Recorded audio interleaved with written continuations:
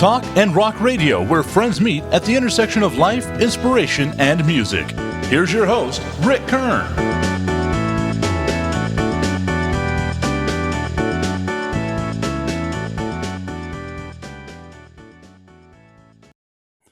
Welcome, everyone, to Talk and Rock Radio. Many of you are going to recognize the name of the group from El Paso from the early 70s called the Medicine Band. Today, I have them reuniting after 50 years. Welcome, Hugh Prestwood, Karen Burke Taylor Good, Spanky Mike Durham, Bruce VanHasselin, and last but not least, John Payne. Hi, guys. Howdy, howdy. Hi. Great to be here. Yes, sir. It's so great to have all of you all here. It's been a long time, 50 plus years. My gosh. Of course, we all look pretty much the same, right? Absolutely. Yeah. I think I'm exactly the same, really. Oh, your mustache is a little longer. That's all. Yeah. Put on some makeup for the show. Your shade of your beard is just a little different, Hugh. Yeah.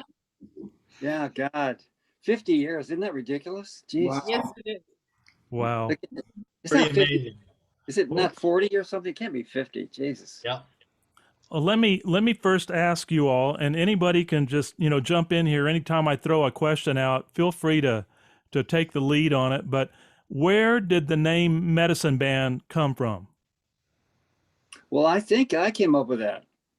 Okay. Although I don't know if anybody has any members of that, but I have some vague memory that I came up with that name, but I can't remember why.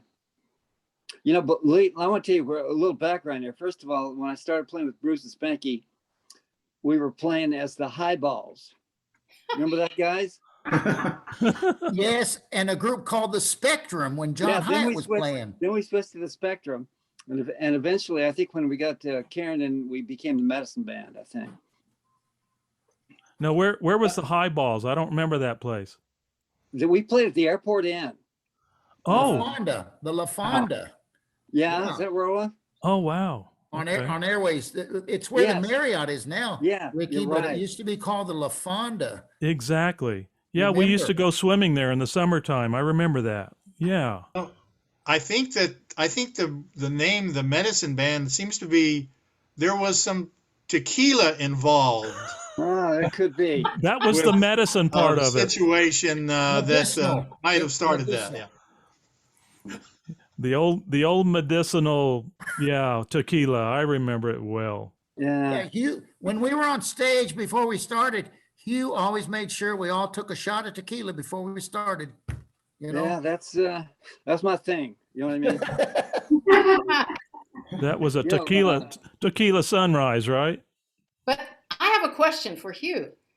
So where in all of these bands, where did Hugh and me fit in? Well, here's my recollection of it, and it is kind of muddy.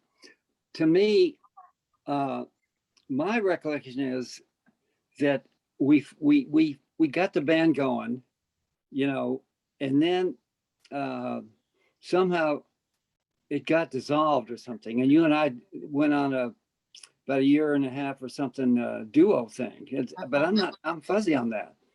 I can't remember. It seems to me that was after. It seems to me after we did the band in Memphis. You know what I mean? And Well, you know what they say, Hugh. If you remember the '70s, then you weren't there. Yeah, yeah. As I recall, we got back from Memphis, and at some point, I had to quit teaching school, and suddenly we started doing a duo thing, and I can't remember exactly how that transpired. All I know is I didn't do anything wrong, Hey, Hugh, I have photos and fond memories of rehearsing in your house down in the Esaleta area. Oh yeah. And Yeah, photos in a small room and your little baby son, Brian, was that his name? Yes. Yeah, I remember Brian was there, and diapers. Oh, So wow. that Yeah. takes us way back. Yeah, God Almighty! Yeah, he was born in '68. Yeah. So that goes, that's way back. I was thinking of old memories, and you remember Bruce had a thing when we I don't know if you remember this, Bruce, but you had a technique you used when we had a belligerent drunk come up to the band and start being obnoxious. Bruce would get up and go shake his hand. Yeah, and act like he hadn't seen the guy. My old friend, how you doing, and everything, and it would totally disarm the guy. I saw you do that a couple of times. Every band should have a Bruce, right? Right. Where in the Isleta area did you live, Hugh? Right down, where the high school is. Yeah, I went there. Yeah. I was down right in the heart of Isleta, where the tamale factory was, and Isleta grade school was right there. Did you go Isleta grade school? Did you go to Isleta High? No. Okay. Went to Austin High. Oh, okay. But I ended up getting a job teaching out of the blue. I suddenly ended up teaching sixth grade in Isleta grade school. Okay. And it was a freaky twist of fate. Yeah. Well, that's cool. That's interesting. Now, I want to think about when you guys were playing the Jet Set. Was that 72 or was that around 70? 71. 71 in the middle. Okay. Well, that's why I probably never got to hear you guys, because I was at the sister club, at the Knights Club at the Roadway Inn at the same time. And we played there like 6 nights a week. Yeah. So, you told me we talked weeks ago, Ricky, and I did a lot of work there too with the Sixth Column. And when Hugh would come into town, he'd come to the Knights Club. I remember Hugh. You'd come to the Knights Club to visit, and maybe once a year when you'd come in town. But they've torn all of that down, and now you said, Ricky, there's a Walgreens.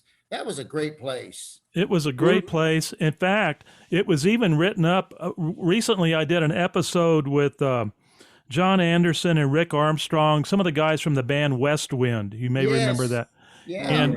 And they were reminding me that the Knights Club back in the heyday, when you were playing there, Bruce, and I was there before that, that club was written up in the Texas Monthly as being one of the hottest spots for nightlife in the state of Texas. Little bitty dance floor, but it was a small dance floor, but it was always busy, always looked good, always crazy. And of course, Bud Nichols, who ran the place, he was a great manager. He knew what he wanted there and he knew what it took. He was a good looking dude and he had different girls with him every night. It seemed like, he just dapper. He dressed nicely. To the nines, to the nines. Yeah. It was a sharp dressed place. And I remember the color red. Everything was red. Red velvet curtains. Exactly. Yeah. That's the one right there by the freeway, right? Yeah. Do you remember Bassett Shopping Center, Hugh? Yeah, sure. Yeah. You remember Joe and Rose? They were great. They managed the Jet Set. I love them. Oh, yeah. Yeah, they were great. Yeah. I remember them. Joe and Rose. Yes, Joe and Rose. And we played the Jet Set a little bit. Rocky. He was the master. Remember the time some guy jumped up and attacked Richard Starnes on the bandstand? You remember that, Bruce? No. Yeah. You jumped on the guy. I did? Yeah. We were I was gutless.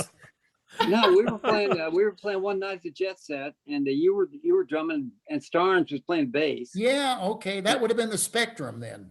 Yeah, and some guy got mad.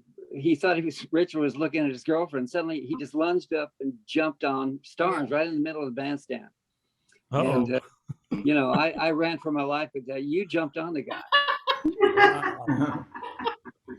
That's lucky I'm alive today. My wife is hearing all these stories, Hugh, by the way, so. Yeah, I kept my wife out. The John, one. Are you still playing guitar, John? Oh, oops. Uh-oh. He didn't charge his battery. No, I got a thing right here. Let me plug it in. The one guy that I remember from the Jet Set, who was always out in the audience, always used to come up and request beans and cornbread. The song, beans and cornbread. Every night that he was there, this guy would come up. We and thank the Lord, the whole time we were there, we never played Beans and Cornbread. So. I don't think I mastered that song. No. Yeah, I don't remember that song. So you Well, know there what? was a lot of alcohol involved. The one Karen, to me, you and you were right on the edge of the stage. I mean, there wasn't 3 inches between the dance floor and you guys. yeah. So I have a lot of memories of doing the record down in Memphis. Do you guys remember all that? Oh gosh. Absolutely. You remember? Yeah. You remember High Records, right? And Yeah. Yeah. across the street was, I think it was a laundromat and record store combination right across the street. Now, how far was High Records from Stax Records? Yeah, but damned if I know. Do you remember? Hey. You guys remember having dinner at the Four Flames? Does that ring a bell at all? No. What's that again, Hugh? Repeat that, please. Okay, a girl we knew in El Paso, a woman who came to the Jet Set once in a while, was connected to this woman who ran this restaurant in Memphis called the Four Flames, Hmm. and it was like a really big, one of the top restaurants in Memphis, and Al Green was on that same label. Yeah. And, Yeah. Yeah. and we went to dinner one night, and Al Green was, having Yeah. dinner also as well. We went to a real nice rib dinner, I remember. Mm. Yeah, I remember that rib place. That's a famous rib place there in Memphis. I remember, Mhm. Spanky, we were at the studio and Al Green and Willie Mitchell came in and they had their girls with them and they all had these long coats down to the ground and different color, red with these big hats with big feathers on. And they came by, it was late at night because we were there, playing at midnight, but they came in. You remember that, Hugh, when they dropped in? I can't say as I do.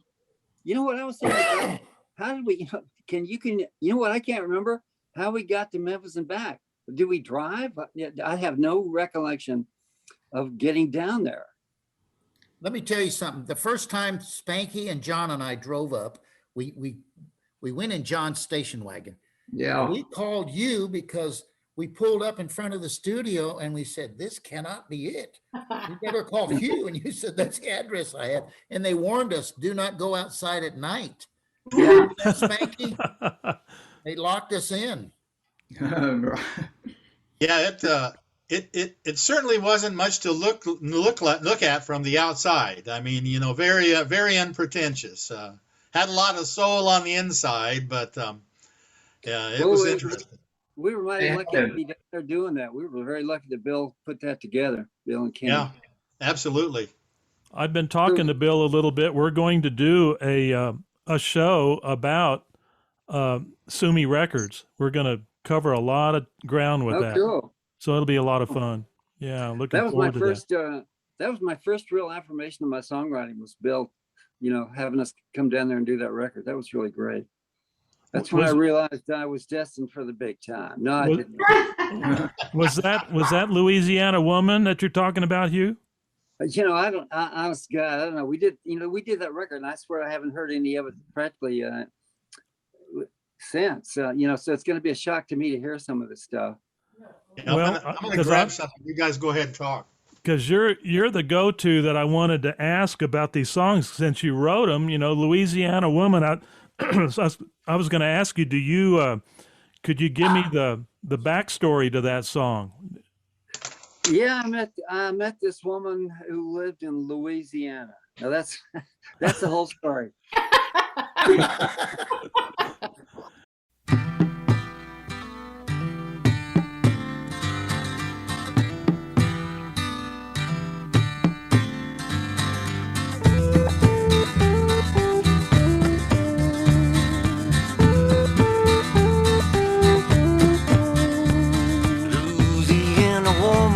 Child of New Orleans, born upon a river, raised on bread and beans. Daddy understood you, let you have your head, till he found a friend of his sleeping in your bed.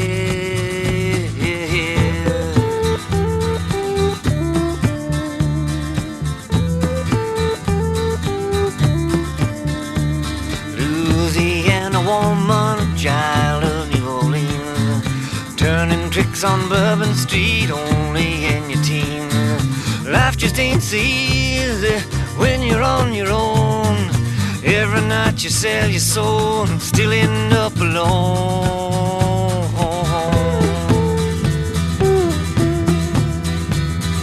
You got the Mississippi running in your veins. Louisiana woman, let it flow. You got the Mississippi running in your veins. Louisiana woman, let it flow. No, actually, that was just, a song that came out of my head. It was not based on anything for real. Okay. That I recall. I thought it was a neat kind of idea for a song. Yeah. I was just, that's back when I was just writing songs. I mean, just beginning to write songs. I had a long way to go, I think, before I got on top of what I was doing. So here's something I just grabbed off of the shelf over here. I don't know if you guys. Oh God! Look at that. Oh, wow. I got one of those around in my house somewhere. And, God. and what's the title of that one, Mike?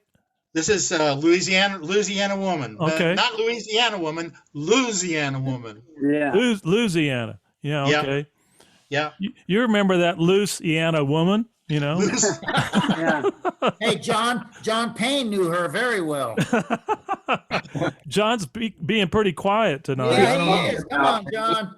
What are It's you just time talking to about? stay out of trouble. I remember Overton Square in Memphis, man. We used to go there on a Saturday night. Remember going over there? Yeah, Had yeah. all that music happening, man, and really cooking. Incredible music. Incredible music. Remember Fridays? That was like when Fridays was a new thing. We went down to Beale Street or something like that, and there was this really great group. That guy was a flute player. Had a really good group. Yeah. Playing there, God, and as I recall, we lived at Bill's house, right? Because we were all staying there, right? At the Bill Taylor's. No, not except for Bruce and I. You guys were not there. You were there. I can't. We stayed somewhere else. We stayed in a guy's attic. We slept in an attic, and there was another group that was working up there, and somehow we were their guests.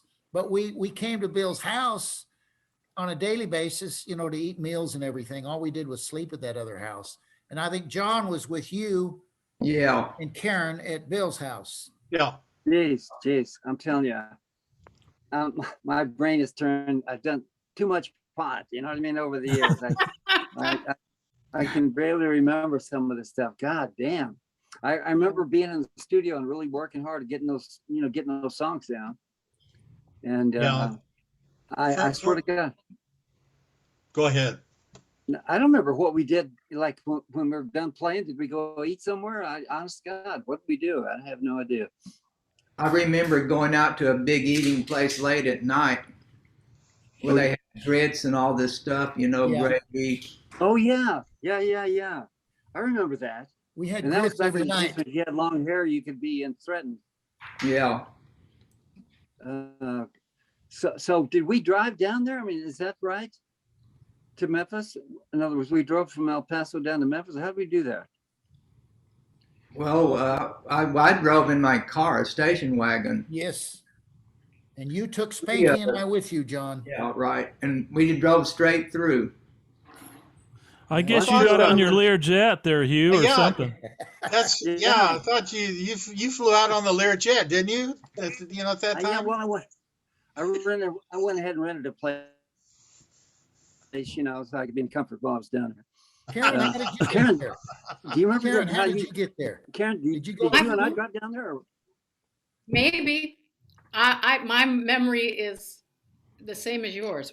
I have no idea. I don't. We've slept since then, huh? So are you guys, John, are you still playing? Yeah, I'm still playing. Playing at home mostly. We just didn't have. I played straight for years and years, and I have some Parkinson, so I hadn't been doing any gigs, but I'm still playing. My partner's playing here, Laura Monda. Oh, cool. We have a good time. We played a lot of gigs throughout the year. He was the best, Hugh, wasn't he? He was the Yeah, best. John was, John, to be honest, I know he looked down on me. I was like, an amateur player compared to him, but Not really, man. Not really, man. You wrote the songs, man. That's what counts. You guys remember, I'll tell you a funny thing I remember is that when we came back, it's luck would have it, when we got back from Memphis, we had a gig about a day or two later. And we'd been in the studio the whole time. And we felt like we were pretty sharp, although we hadn't rehearsed any of our normal, stuff like we did at the Jet Set. And we had some gig and we went out and we sucked. I remember we could not, we sucked. We hadn't really rehearsed anything. We figured we had it together, big time studio recording act. And I remember, God, we flubbed it. Do you remember that? Were you guys with me when we did that thing at college, the homecoming dance? Were you on that at all? Maybe. I don't remember myself. I don't remember that. So Karen, how did you, Judy was asking me the other night, is that a duck? What the hell's that? A duck. Wow. It's a Siamese cat. Oh my word. A mountain lion. A mountain That lion. is, Hey, John, I think you just got upstage, buddy. Yeah, I know. So I was going to ask Karen, how long when did you move to Nashville? okay, well, this is part of the story. The part of the story is that after the Medicine Band came back from Memphis, this interesting thing had happened in Memphis, which is I fell in love with our producer. Yeah. Yeah, Bill Taylor. And Yes, I recall that. you recall that. And so it wasn't too long thereafter that I moved, that Bill and I got married, and I moved to Memphis.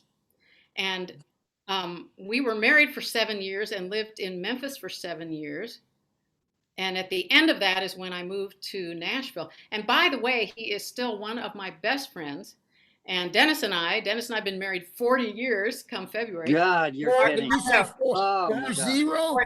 We're getting ready to, we will go down to Birmingham and spend the birthdays, Sparky and I, Bill Taylor and I have birthdays 2 days apart. So long story short, he's still one of my best friends. He's my daughter's godfather. And he will love seeing everybody here and watching this.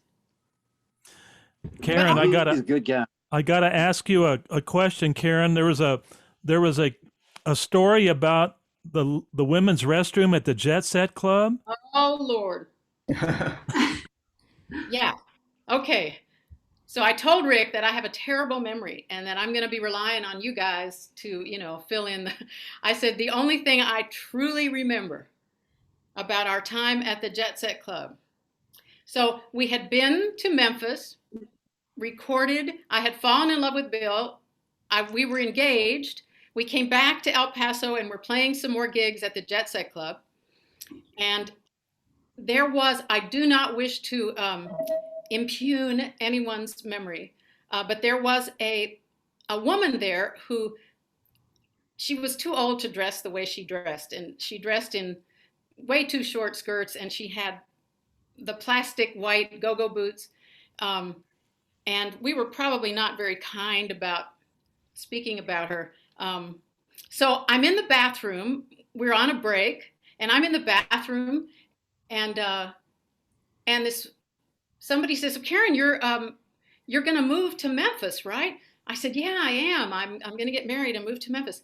And this woman said, oh, I have a son who lives in Memphis. And I said, oh, no kidding, yeah. And she said, yeah, he's in the music business. I said, really? Yeah. What's his name? Bill Taylor. That's how I met my future mother-in-law.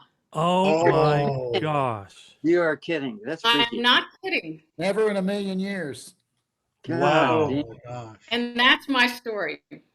about the medicine band jet set bathroom. Yes. Wow. And did she know this story? She does now. All of the story, or only some of the story? No, she is long past. And no, we were fine with each other eventually, but man. Karen, your parents still in El Paso? They still live in El Paso? No, they are long past also. Oh, okay. Because I remember they used to come out occasionally. Yeah, they did. They used to love to dance to the medicine band. I remember when we got back from Memphis, Rocky and Joe and Rose, they really built that up, and we were packing the house for a long, long time there. Yeah. We were a good band.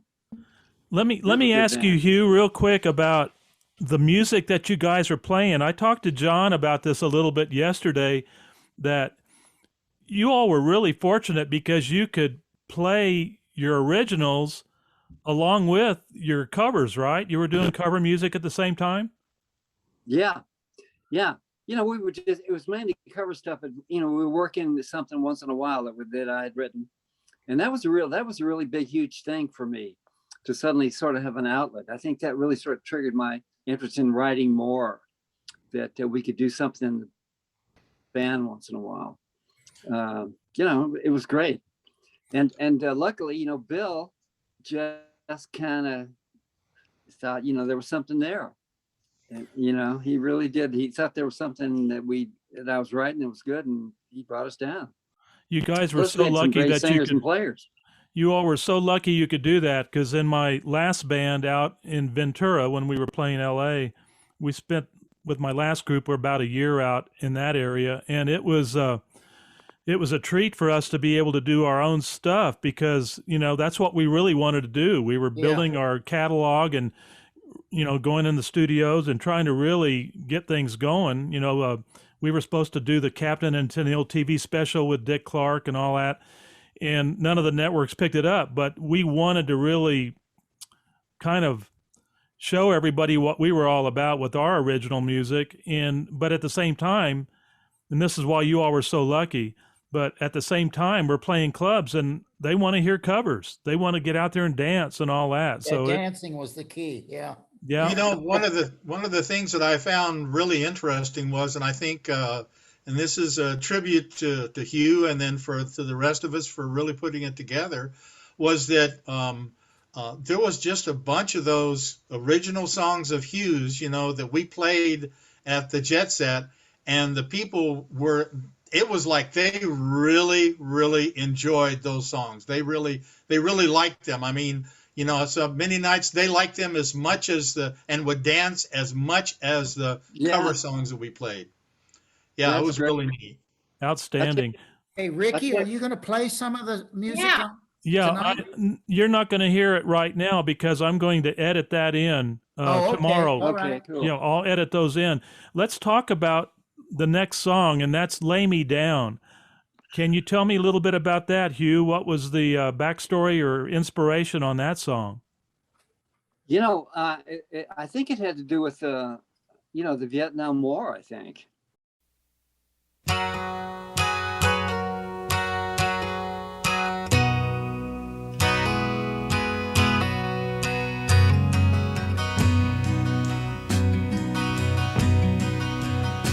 Singing, lay me down into my grave. Turn around, cowards are brave. Lay me down into my grave. Turn around, cowards are brave. My son, I'm leaving to die as I'm told. Maybe you'll understand, son, when you're old. Maybe you'll have to leave sons of your own. Maybe they'll march off to war when they're grown. Singing, lay me down into my grave. Turn around, cowards are brave. Lay me down into my grave. Turn around, cowards are brave. My father. You know, it's about Lay Me Down in My Grave, as I recall. Yes. And I think it just had to do with something about the Vietnam War that was going on. You know, I think I haven't heard the song in so long. I probably if I heard it, it would trigger some more memories of what it was. But I remember thinking I always thought it was a pretty good song and that I'd written. You know, and it was I don't know. That all I can remember is maybe it had something to do with the war. Another one of the songs that I was listening to recently, and it really spoke to me. I really liked this song, and that was the one, Time. Yeah. Mm-hmm. And I can't tell you what it is that impressed me the most about it. I just really liked it. It was just had a real good message and I don't know, everything about it. Oh, thank you very much. You know, when I moved to New York, and I kept writing songs, and that song kept coming up as everybody's favorite song. So that was my best song for a long time. And I actually led to my very first cut. You know, I always say my first cut was with Jackie DeShannon cut this song of mine. But actually prior to that, this group Free Beer that I was kind of plugged into in New York City did a version of that. They cut Time.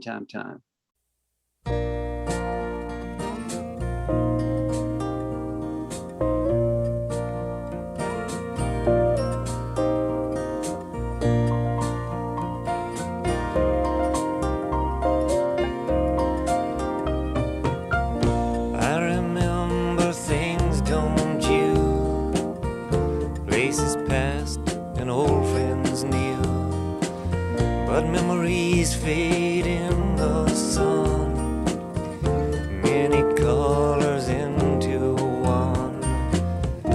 I remember knowing you. Did we love? I think it's true. I remember lies were told. I remember growing old.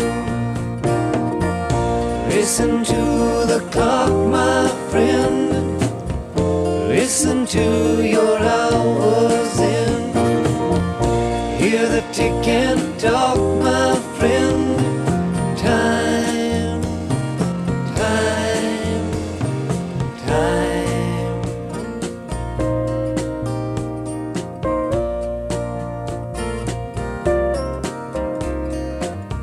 So now you come back home. No more to ramble, no more to roam. You've seen all there is to see. Thought you'd come back and pick up with me. Did you think I'd wait for you while you looked for something new? You know you never even said goodbye. Long ago I quit wondering why. Listen to the clock, my friend. Listen to your hours in. Hear the tick and talk, my friend. Time, time, time.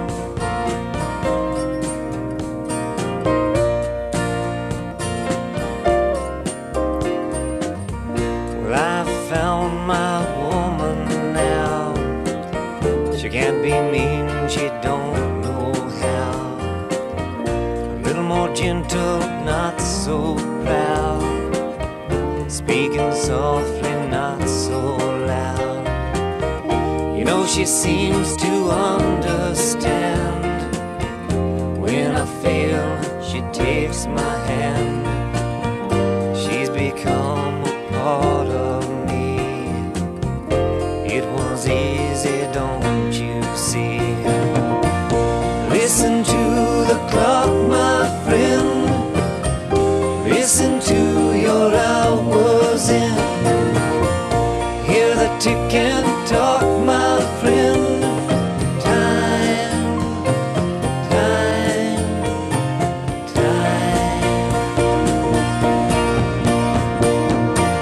Listen to the clock, my friend. Listen to your hours end. Hear the tick and talk, my friend.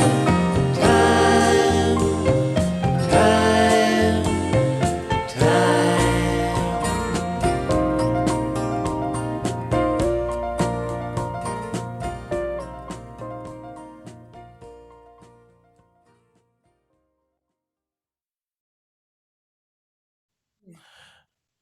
Yeah, that's such a great song. I tell you, I don't want to coin a phrase, but it is kind of timeless. I I I still sing that. I still sing that song out at places. Is that right? And I actually had a guy, and I always say that who wrote. If they're cover songs, I will always say who wrote the song. That's the proper thing to do. And I had a guy come up to me one night, and he said, "Wow, I can't believe." I says, "I haven't heard that song in about 100 years. That's a Hugh Prestwood song." And I said, "Yeah." "Yeah, it is." I said, we recorded it in Memphis back in 1972, and then other people have recorded it since then. But it's always a favorite. People just they love to hear that song. It's a great song. I can hear Karen's voice on that song right now. Yeah. In the back of my mind, I remember her voice. Yeah. Yeah, we tried to mix it lower, but on that song. No, what's funny is Karen. I'm trying to have some big memory that Karen and I sort of got connected in some music circles or something, and at some point I really wanted to get into the band. You remember that, Karen? No, of course not. Yeah, well, I can't remember anything. Yeah, no, I was playing, back then with John Hyatt and Richard Starnes, I think. And I thought I wanted to get you into the band because I thought female harmony would be really cool. And somehow I think we'd just been in some circles where I had heard you sing or something. And I was very impressed. Good. So John, when did you get into this group? Like, how'd that work out? I can hardly remember that. You got in touch with me from somebody, and you were living in Esaleta, and you come down to a practice, and play a little bit. So that's how I met you. I went down to your place, and you started playing some tunes, and I started playing, and pretty much that was it. It's funny. I remember there was a thing you said one time that I have nothing to do with music, but when you were in Vietnam, and you were saying one time that they tried to get you to do something, and you were just about to get out of the army, and you told the guy you were short, and I had never heard that term. Oh, really? Yeah. Yeah, like you're short, and I thought, that's my life right now. I'm short. You know what I mean? I got a few more years, and then I'm out of here. Yeah, we got more years, man. So how's everybody's health? What's that? How's everybody health-wise? I just have my Parkinson thing, but everybody's cool here. Lauren Munda, my partner here, she's in great health, and So how about Spanky and Bruce here? Well, Karen, are you doing okay? I am, knock on wood. But Hugh, I want to go back to everybody's health in a moment. But the Hamilton County Singers. Do you remember that? That's you and I were in a folk quartet first. Is that what it was? Yes, it was the Hamilton County Singers. And then I think I went away. No. And then we became Hugh and me, the duo. Right. And then that morphed into the Medicine Band. Yeah, right. I remembered something. Thank you, God. We played, Karen and I ended up down in New Orleans, in Metairie, just outside of New Orleans. And we played at the Village Inn Pizza Parlor. Remember that? Oh, yes. I do remember that. And, hey, Hugh, have you done anything with Tom Russell? Any songwriter shows or anything with Tom? No, I certainly am a fan of his, and we sort of kind of brushed elbow circle wise, once in a while, but I never have really even hung out with the guy. I've always thought he's really cool guy, and he's a good friend with Charlie McDonald, who's a good friend of his and a good friend of mine. Yeah, But, I did a show with him. I produced a show at the El Paso Scottish Rite about 10 or 11 so years ago, I think. Maybe it wasn't quite that long, but seemed like it was. But I brought Tom in to do a show, and class show, man, class act. Really, he's like you, Yeah. man. He's just a great writer and really passionate about his music. I think I ran into him one time in Manhattan, believe it or not. It's some kind of street fair thing. And I can't remember whether he was playing, but we just kind of bumped into him. Where's he living now? Isn't he in Las Cruces or something? He lives in El Paso, out in Border does he? Town. Border Town, yeah, out on between Canutillo and El Paso. It's a place called Border Town. Wow. Yeah. Uh, Not Well, far you from know- Dalton Powell's house.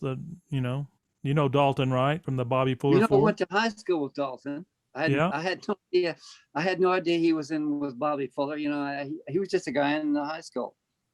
Well, Had no idea. Listen to my very first episode that we did on this platform on Talkin' Rock Radio, and you'll hear Dalton and I talking all about how he was the inspiration for me becoming a drummer. I saw him for the first time playing with Bobby Fuller in 1963 at the Little Dipper Lounge in Skylane's Bowling Alley. Oh my gosh. Oh God.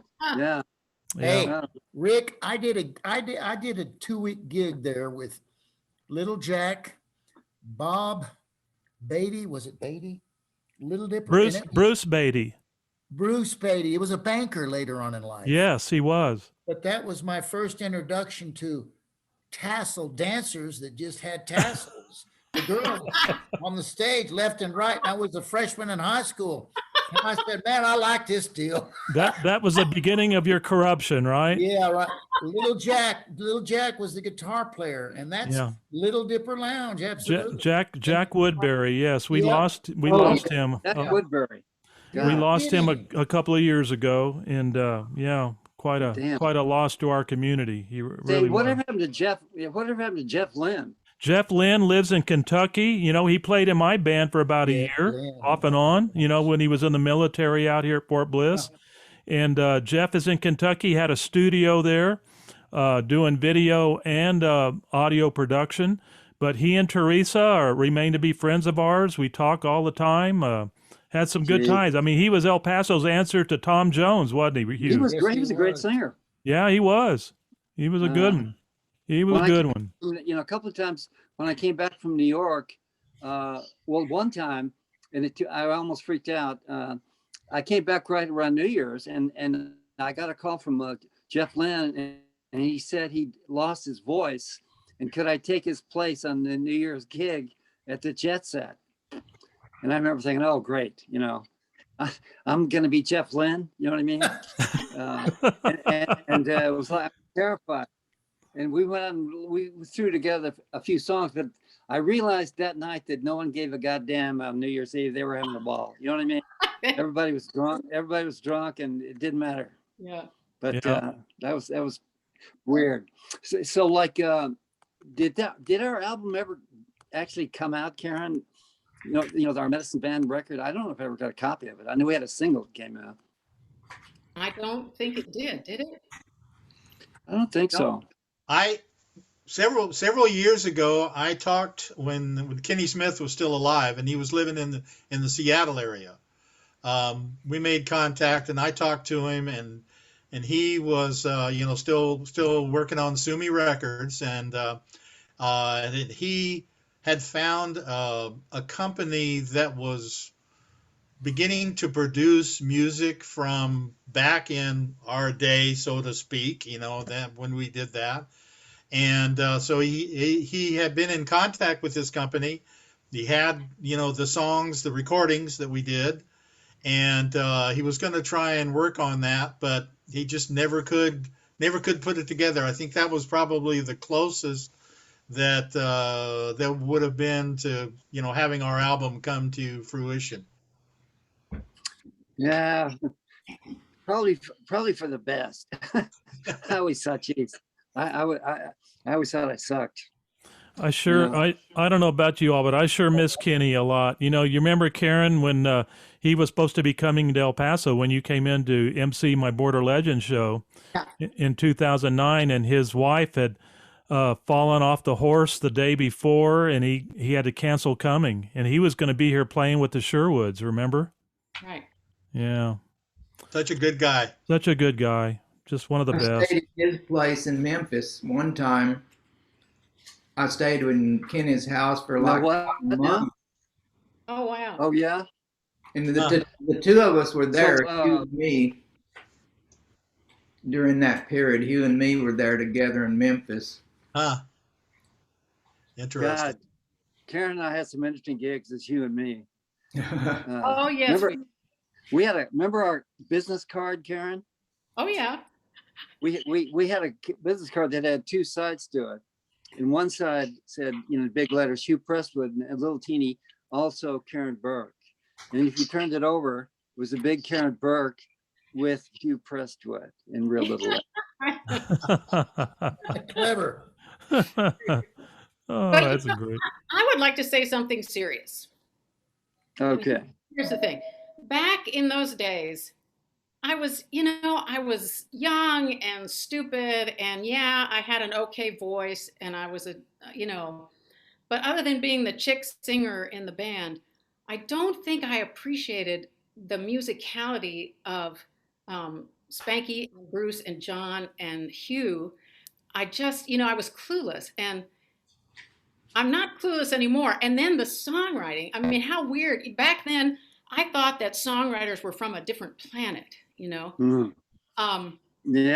And I do believe that it was realizing through Hugh that, sometimes people that you actually know can be songwriters. And I think that when... And you have big time songs. You follow my footsteps a little too closely, in my opinion. But I appreciate each one of you. Well, I think you guys are the real deal. I mean, to have two Grammy-nominated songwriter performers in the same band is unique in itself. It really is. And wow. And you're both great. That's all I can say about you two. You're both great at what you do. And Karen, you have a great voice. Yeah, I always say your voice is great. Always did. Thank you. It's grown. Thank you. Really, you have this kind of subtle vibrato that I really loved. Yeah. I worked for years with my vocal teacher getting rid of that. Oh, is that right? It's interesting how a group of people can come together, and sometimes at only one time, sometimes at just the right time. And with John's musicality on the guitar, which was outstanding, and then the rhythm part of the band with Bruce and I, and we played off of each other all the time, and both of you, and then Karen, you're singing, and kind of the range of different songs that you could do. And then with Hugh and his guitar playing as well. I mean, Hugh, you did some fantastic guitar, and I was always so impressed. And then, the songwriting, and then the way we put together cover songs was no joke. I mean, it was really the real deal, and it was probably one of the very best times musically. In my life, it really was great. There was a real scene in those days in El Paso. There was a real music scene. Yes, there was. There were a bunch of good bands. There was something really happening there, and I think it just kind of eventually went away. As far as I know, that was just a pretty golden age, I think. You're right, Hugh, and that's why so many of the bands left El Paso to go to the left coast. They were going out disco. Well, and disco later, yeah, but I'm talking about early before disco really hit. But yeah, disco mid-70s really did destroy it a lot for many of the clubs and everything. John, one thing that you all may not know about John is that not only is he a great jazz player, and of course he played it all. But for the last several years, quite a few years, he was playing country, right, John? Yeah, I played a country big gig that lasted 25 years. Wow. That's a pretty And we big gig. traveled all over the West Coast and Nevada, and we did a lot of rodeos. Get out of here. The Reno rodeo. What kind of Get songs out were you of here. That's great. What were you playing? Like what kind of cover stuff or? Yeah, cover stuff, but also the leader wrote songs, and his father had been in the Sons of the Pioneers. Oh my God! All right. Nice. So we knew all those songs too. So we had a good time with that group. Hey, Rick, what he's not telling you though, in all those various episodes of going to the rodeos, he was also one of the top bronc riders. Isn't that right, John? Huh? Come on, man. Oh, yeah. No, I was only in one event in the rodeo, and that was my only one time. I took a look at the bulls and said, "No, I'm not doing this." Wise move. Was that before you changed the name to the low balls or the high balls? Well, that was back in West Texas, so. Oh, okay. I'm sorry. That It was was in Odessa. that Yeah. was really. I'm sorry. I didn't mean to say that, Karen. I'm sorry. The Oh, devil you're- made me. The devil made me do it. God. Oh, But Bruce and Spanky and John Hyatt, they kind of dragged me into the first band, the Highballs. I didn't want to really be in it because I really felt like I was not a very good lead guitar player. I felt like I was a good folk picker. And I don't know if you remember this, Bruce, but you guys asked me to come out there about 3 times. I didn't show up at the airport place. And finally, they kept bugging me. So I finally showed up, and then we played a little Proud Mary, and by God, we got going. You got into it. You always, I know on your acoustic guitar, you always, your 12 string, you had the metal finger picks. It always, Oh, yeah. God. unbelievable. You'd have one on each finger and just go to town. And it was just so melodic, it hypnotized me as far as the way you'd play that 12 string. Yeah. I remember, I tell you, getting into the darker underbelly of the old days. Bruce, one night, you and I went over to this mother and her daughter. Remember that night we went over to see these 2 women that we met at the Jet Set Club. One was, her name was Trina, and the mother was Agnes. And I gotta be careful here. My wife's here. I don't remember that year. Yeah. Well, nothing happened. You know what I mean? Okay. But I remember that was one of the little. They invited us adventures over, obviously. Yes. I And I was. remember. Yeah, that I was goes happy back. married, but I remember you picked me up. You had a Volkswagen, I believe it was a Volkswagen van, and I was living in an apartment, and you'd pick me up every night on the way to the gig. yeah, I loaded. We'd put all our equipment in that van, and we were playing out there 3 nights a week, right? As I recall. Yeah, I think that's about right, Spanky, wasn't it? Yeah, we did 3. There was sometimes that we had a couple of stretches where they couldn't get anybody, and we were doing up to 5 nights a week there. So, but it was those were partial times kind of thing. But The best mostly it was gig ever. 3 to The best 5. gig ever. Yeah. Yeah. That was a good place. It's funny. I wasn't. There was a lot going on with other bands in town, but I wasn't much into the scene of what was going on. Like when I was listening to Mike Ciccarelli's thing, the Rick did, talking about the Frijoles and all that place. I never got to those places. I just, I don't know, just stayed home, I guess. yeah. Hey, Karen, looking at your blue blouse there, it's reminding me of another song. Blue What's it- Sky, Blue Sky Blue. Sky blue. I really like that song too. And Hugh, can you tell me about that story on that song? I can tell you absolutely nothing except that I saw the sky was blue one day and I wrote the damn song. Honest to God, I don't remember a damn thing.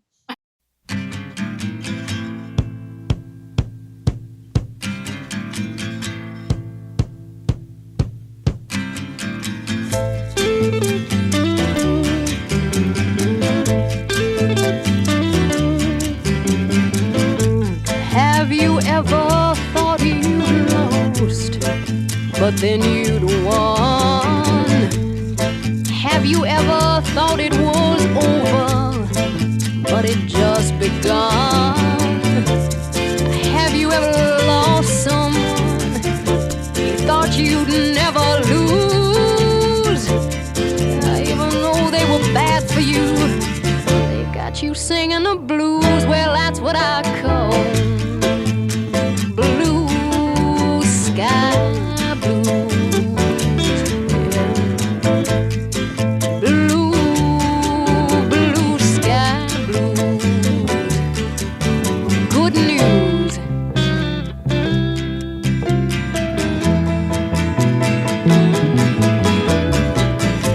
Now, honey, when you walked out on me, I thought my life was through. I didn't know where I was going. I didn't know what to do. Yeah, but every cloud has a silver lining. Now I know it's true. Or even though I am alone, I've gotten rid of you, and that's what I call blue sky blues. Yeah, blue, blue sky blues. Good news.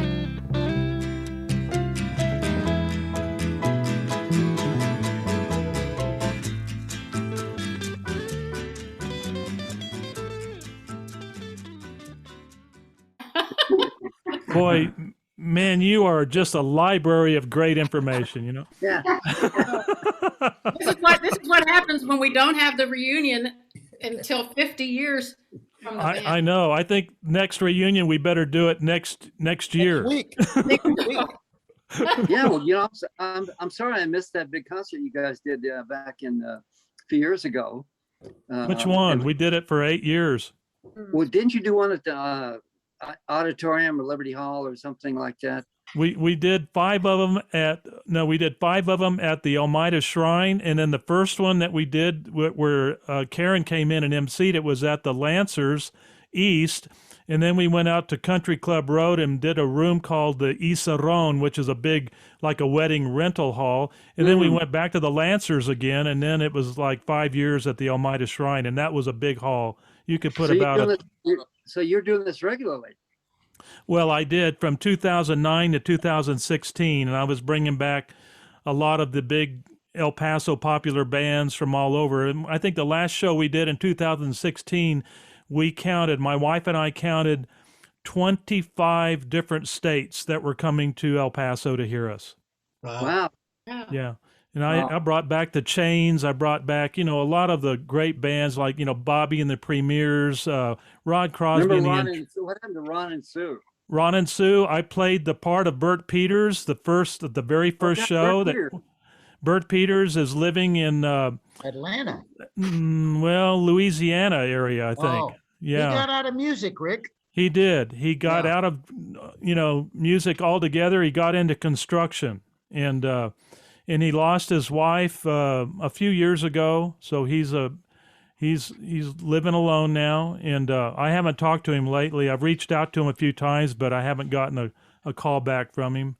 But yeah, it was a great run, Hugh. We had a lot of fun with it. Rod Crosby was my co-producer. He took care of the back line, and I took care of the groups and the promos. And I went to the studio. He had a studio, wasn't it? Called Rosewood. Yeah, I was in there one time. The only time I ever met Mike Ciccarelli was he came out to the Jet Set one night and sat in, took my guitar, and made me look like a complete loser. He was so amazing. God almighty. But, at least I met him.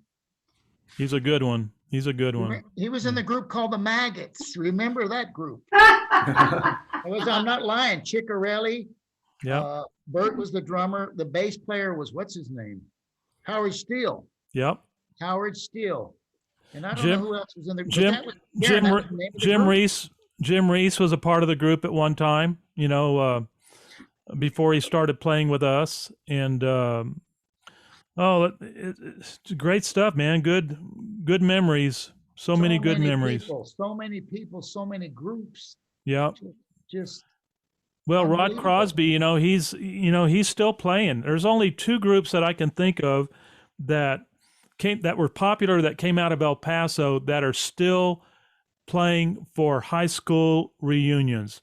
Rod Crosby and the Intruders and Bobby and the Premiers. Bobby Rosales and the Premiers. Wow. They've lived through all this. I mean, going on, 55 years, 60 years almost. Isn't that crazy?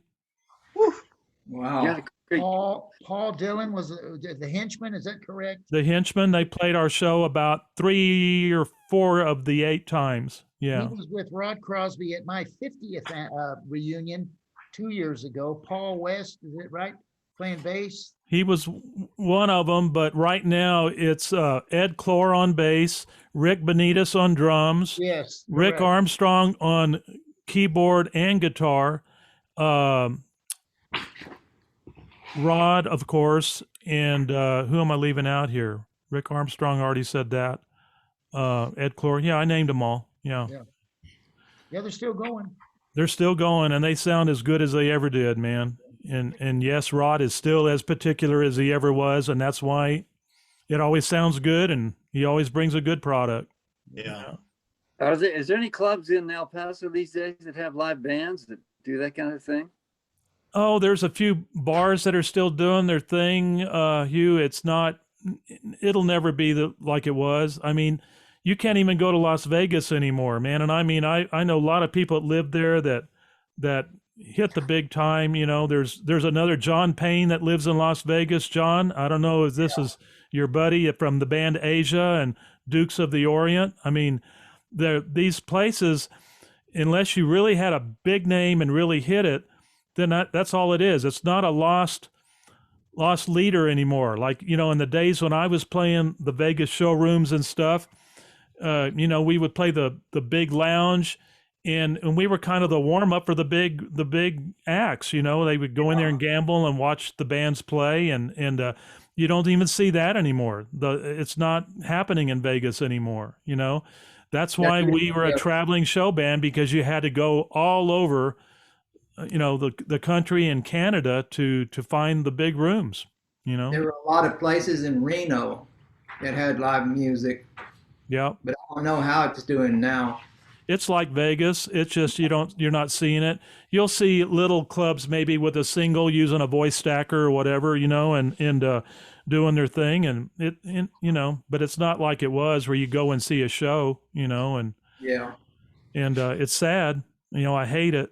I really do. The old day. Hey, Hugh, do you do any shows? Do you go on tour? I know you're in New York, but do you go out and do clubs, special guests, singing and everything?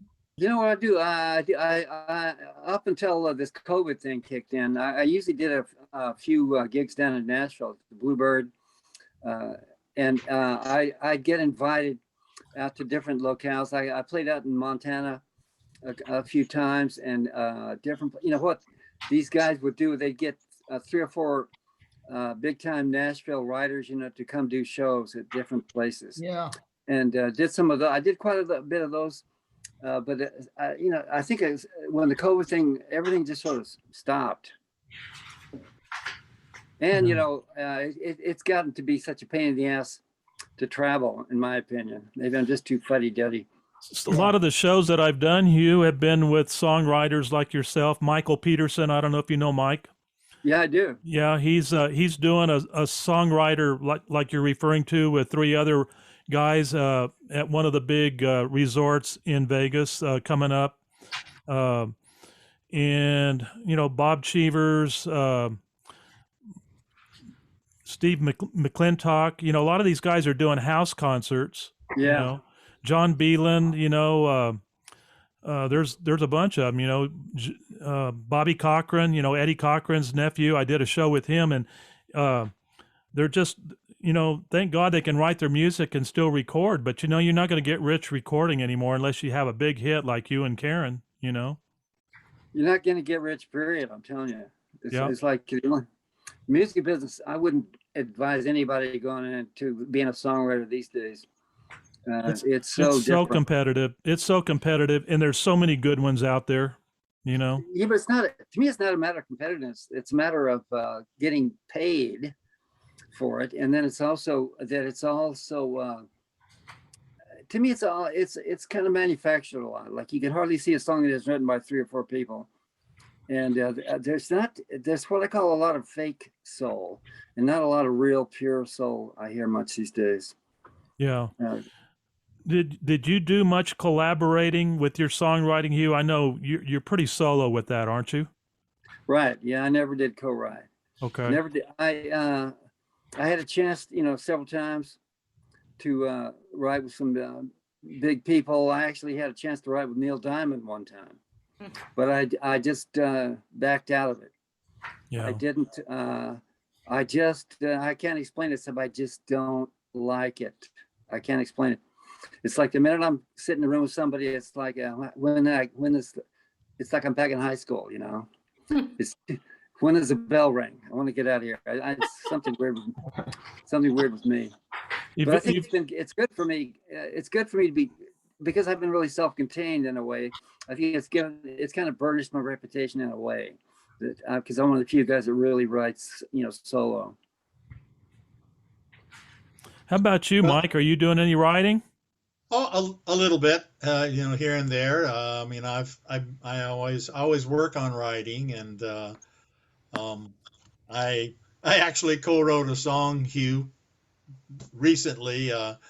I didn't know. I know a lot of people didn't know that I was adopted as a baby, and within the last few years, I found out who my birth parents were. And so when I went back to, I met some half brothers and sisters and that kind of thing. One of them was had written. He's passed away now. He passed away about a year ago. And he had started writing a song, and so his niece sent the song to me, and asked, and we agreed to see if I could finish it for him, because it was just a number of verses and it didn't have any melody or a chorus or anything like that. And so I worked on that and did that. So that's really the most recent song that I've done, but I still write a little bit. Well, far out. I didn't know you wrote it all. I've been pretty steady. I've been writing a song about a month ever since year one, but about the last year, I've suddenly just not into it that much. I don't know why. I guess I feel like I don't know. I've always been really motivated to write songs, but in the last year or two, I just sort of, I don't know. It could be just a period I want to get re-inspired or something. COVID's been tough. It has been. Hey, can I ask people to?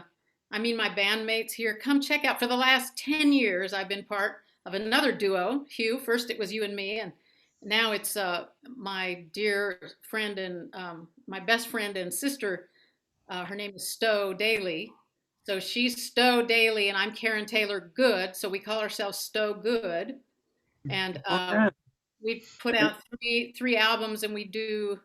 Anyway, in 2020, we decided to, since we couldn't go anywhere because all our gigs were canceled, we started populating our YouTube channel, which has a lot of really wonderful, and it's all original stuff that she and I write together. And it's really good too. Thank really you. Good. So come to YouTube and look for Stowe Good. How do you spell Stowe? Say that again. Ricky. How do you spell Stowe? STOWE, like Vermont, like Stowe, Vermont. Yeah. Okay. Check it out. Oh, cool. Yeah, Bruce. Echo Hugh's feeling and description of Karen's voice, but would you not agree with me that she's still knockout gorgeous today? Oh, there's no doubt. No doubt, man. I'm sitting here looking at her thinking, why do you think I brought her in to be the MC of my show, man? I'm not stupid. Thank you very much. Yes, thank you. She is knockout hot. I'm telling you, she's gorgeous. That means a lot to this 71-year-old woman. Listen, And I like her husband a lot in equal time here. He likes craft beers. And here's another little fact that you all may not know about Dennis, her husband. He played trombone with Elvis Presley. How about that? Is that cool? That's Well, pretty cool. He was a big time session player. Mm-hmm. Yeah, he was. Wow. He toured Karen, with him I for a think little you bit, look right, great. Karen? Yeah. Yeah. I think you look great, Karen. You know, Thank you everybody else looks like 50 years, have passed, but you don't. She looks the same as she did when we played. I'm telling you, she hadn't changed at all. You guys. God. God So bless you. everybody's married or has a John. Is that your wife you referred to a couple of times? Your girlfriend or Girlfriend. okay? And Bruce and Spanky are married, right? 42 years here. Damn. What does that mean? Thank you. In June of Three. in June of 22, it will be 50 for me. Damn. Good grief. Is that No, I've No been wonder married that hair's gone now, John. Ricky. 25 years to my beautiful wife, Becky. Ah. All right. Nice. she said right there, no doubt. So, You had to say that. Rick, it's a golden one for you then, the golden anniversary. That's what they tell me, man. Yeah. You know, that's I guess they, Well, I figured out though, getting older, they always say the golden years. Now I really know what that means. That means the doctors are getting all of our gold. Gold is gone. The gold is gone. That's right. Yeah. I'm telling you, one of the things I have come to believe about is if you want to be in the music business, you got to have the calling, and you really want to do it. I always say you got to have the calling and you got to have the gift. And I've met many people who had the calling and not the gift, and a lot of people that have had the gift that didn't want to pay the dues. Yeah. I remember when Karen and I were playing down at in New Orleans at the Village Inn Pizza Parlor, and the drinking age was 18. Every place we played was 21, and it was like a zoo all of a sudden. But and nobody was listening to us the whole time, Karen. I don't remember this. But that's when I really decided I was going to go to New York. That was like, to me, I'm not going to play bars anymore. I'm not cut out for it. I'm not a good bar player. And that was a real pivotal point in my decision to move to New York. Let me ask you about that, Hugh. I read where Judy Collins was responsible for kind of launching you into, what year was that, and what particular song do you recall? Yeah, very much. Now my memory is still working. Well, I was knocking around the Village. I moved up to the New York City, basically in '73. Started doing all kinds of open mics, showcases and things, and it didn't really have any kind of connection. And anyway, one afternoon, United Artists started doing a showcase at the Bottom Line, but it was just industry stuff. So it was in the afternoon, and you had to submit a cassette, and if they picked you out, you would play in front of a bunch of industry people, like 3 songs. And so I went down and did this thing one afternoon, and I thought I did pretty good. And Tom Paxton came up to me, the folky guy who's I'm a big fan of, and he was very complimentary. And I said to him, I have some songs I think it'd be really good for Judy Collins, and would you ever consider sending them to her? And he said, absolutely. So that's what he did. I made him a tape, and he sent it to Judy Collins. And there was a song on this tape called Dorothy. And she loved the song, and she called me up, and the next thing I know, she recorded about 3 of my songs, and she got me my first staff writing job. Excellent. And the song that was my first hit was this Hard Times for Lovers that she recorded, but it was on the same album was this song called Dorothy, which is what she got me going with her. The song that you did called The Suit, that wasn't your song though, was it, originally? The Suit? Yeah. No, that's my song. Oh, that is your song. Well, who else recorded it besides you? That's where I'm confused, I think. Well, James Taylor and Jerry Douglas. Okay. did. They did it Yeah. after you recorded it. Okay. Well, I've never technically, I've made my own little CDs, but I got to be good friends with Russ Titleman, who's produced James Taylor a lot. And James Taylor, he played my song "The Suit" for James Taylor, and James Taylor loved it, and so they ended up putting it on a Jerry Douglas record. Excellent. Okay, Crystal Gayle, you ended up doing some songs that you wrote for. Yeah, that was my first #1 hit with Crystal Gayle. Yeah. I wrote this song called "The Sound of Goodbye," that was the song, and that got bounced around New York City for a while. I had several kind of big time producers that liked it, but nothing happened with it. And then I told Judy Collins I thought I'd go down to Nashville and see what's happening down there. And she said, "Well, if you go to Nashville, go see Jimmy Bowen." And he's a really famous producer, although I didn't really know who he was. So anyway, I had a meeting with Jimmy Bowen, and I gave him a cassette that had "Hard Times for Lovers" on it. No, it had "Sound of Goodbye" on it. And the next thing I know, I'd never heard another word from him. And about a year later, I got a phone call saying, "Guess what the first single off Crystal Gayle's new record is? Sound of Goodbye." That was a thrill. Yeah, I can imagine. Wow. That Incredible. was an awesome song. So out of Funny is, a funny little footnote on that is Jimmy Bowen couldn't remember where he got the song. But by the time they cut it, when Crystal Gayle couldn't remember where he got it. So they actually had it slated for the first single, and they didn't know who wrote it. So they were running around all over town. Finally, they found somebody who recognized it. I was just curious, Hugh, your option to go to New York City versus just Nashville or LA, or why New York City? I had a friend up there from El Paso, Tricia O'Neill. Okay. She was a great singer. I used to accompany her in El Paso once in a while, and she got on Broadway in a big Broadway musical, and CBS got interested in her as a recording artist. And long story short, I'd written a few songs, and she said, "Let's do some." So she picked my song to do this session with Columbia Records. So I got flown up to New York, and so that's basically, I knew somebody in New York. You know what I mean? And I was thinking in terms of being James Taylor II. I wasn't trying to be country, and I didn't know anybody in Nashville, didn't know anybody in LA, so that's where I went. Interesting. Yeah. Well, we all know why Kern went to Nashville and stayed there. I just got through doing a really interesting show, Karen, with Terry Manning last Saturday. We did a 2-hour show on the El Paso History Radio, iHeart Radio show. And you guys tune into it if you haven't seen it. It's really a good one.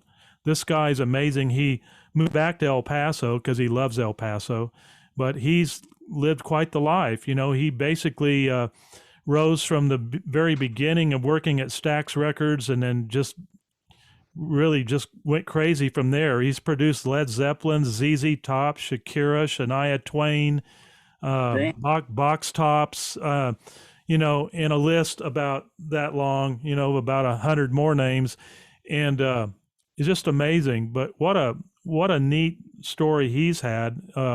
He's written some songs and just done some really good stuff. But I share that with you in case you all haven't heard my last episode. It was pretty neat. It's a video also. You can see it up on YouTube. Yeah. Well, I think we should just get the old Medicine Band together again. Go down to some bar. There you go. I think so too. Yeah. I think that'd be great. Reunion. Hey, Rick Kern. Yes, ma'am. I thank you for loving El Paso. I love and miss my sweet hometown. Thank you for loving El Paso so much and loving all the music that's come out of there. So we appreciate you. Amen. Thank you all. Really. We're keeping it alive. That's what I do. I hear a song. It's what I do. I wonder where that came from. It's It's one of Karen's songs, by the way, in case you didn't know that. But it's a great one. But thank you all. It means a lot to me to be validated. Of course, I don't do it for that. I do it because I believe in keeping the memories alive, keeping the music patrimony alive, because there's a lot of it in our great city of El Paso. We've had a lot of great musicians, of which I am sitting here with 5 of them. It means a lot to me to keep these stories going, and to we've got a lot more to tell. We're going to be doing this thing for a long time, and as long as people want to continue to hear it and be a part of it, and it's something that I feel like I need to do. And I think COVID kind of brought this on. It kind of retired me a lot sooner than I wanted to. I own a communications company, but it hasn't done anything for a long time because, my biggest clients was Hertz and Dollar and Thrifty Rent-A-Car. They're all under the same corporate umbrella. They went bankrupt. That was one of my big accounts. UTEP, they're another one of my big accounts. They're not doing anything now. It's changed. Life has changed. The world's changed. But, I always had music as my first love. It's always been my passion. And as long as I have great friends like you all that I love immensely, I really appreciate you guys coming on here today. And I think more importantly is bringing back the Medicine Band after 50 plus years. This has been so much fun with you guys. Yeah. Yes. Well, my email is hughprestwood@gmail.com. So let's stay in touch here. Let's definitely do that. And I wish all of you all tremendous success. Please stay healthy. Absolutely. And keep doing what you're doing. Stay happy. Be kind to everybody, and more importantly, keep playing music. Keep involved. Keep doing what you're doing, because you all are real diamonds in the rough. We love you guys so much, and thank you for being a part of this today. Thank Thank you. Thank you, Rick. So Thank you, fun. man. It's been So great. nice seeing all of you. Yeah. Everybody looks great. Everybody is great. John, Okay. good to see you too, buddy. Yeah, John. Everybody, it's great to see you guys. Oh, wow. Amen. It really is. Okay, Yeah. I Once gotta- again, I gotta go. thank you for this, Rick. It was wonderful. Thank you. Thank you, Mike. Thank all of you, and have a good rest of your night and the week. Okay. Okay. Absolutely. See you later. Bye-bye. Take Bye. care. Music Live. Thank you. Bye bye now. Bye-bye.